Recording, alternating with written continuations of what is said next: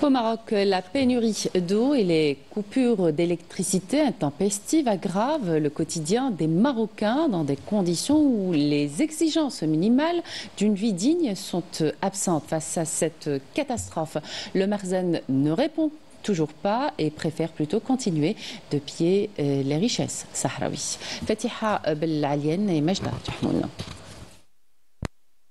Les dérives du Makhzen se poursuivent dans le cadre de sa normalisation avec l'entité sioniste. Dernière illustration en date, l'autorisation accordée à 2 entreprises sionistes pour explorer le gaz naturel dans les eaux du Sahara occidental occupé. Une décision qui bafoue les principes du droit international et qui va à l'encontre des résolutions de l'Union européenne interdisant au Maroc d'exploiter les ressources de ce territoire, aussi bien en terre qu'en mer. Le pillage des richesses sahraouis profite seulement à la nomenclatura marocaine car le peuple endure une pauvreté extrême et un manque de moyens criards.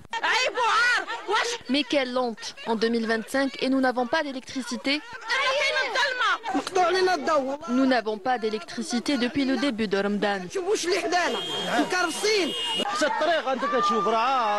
Regardez la boue. C'est une catastrophe quand il pleut. Les enfants ne peuvent pas aller à l'école, qui est en plus à 6 km d'ici. Au-delà des pillages, des richesses sahraouis et des conditions de vie insoutenables pour la population, le Makhzen est impliqué dans un réseau international de trafic de drogue et de crimes organisés. Macro-Mafia a été démantelée par la police espagnole à Marbella. L'opération a permis la saisie de 759 ballots de cocaïne, soit 873 kg. Cette intervention a été menée avec le soutien d'Europol et l'Union européenne. De plus, un citoyen marocain considéré comme l'un des plus grands trafiquants de cannabis en Europe a été arrêté par l'Office central français de lutte contre le trafic de stupéfiants à Toulouse.